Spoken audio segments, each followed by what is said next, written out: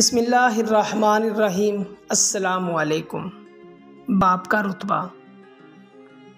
बाप का एहतराम करो ताकि तुम्हारी औलाद तुम्हारा एहतराम करे। बाप की इज़्ज़त करो ताकि इससे फैज़याब हो सको।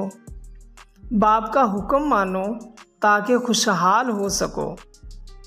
बाप की सख्ती बर्दाश्त करो ताकि बाकमाल हो सको। बाप की बातें गौर से सुनो ताकि दूसरों की ना सुननी पड़े।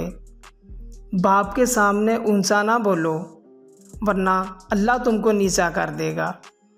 बाप के सामने नज़र झुका के रखो ताकि अल्लाह तुमको दुनिया में बुलंद कर दे।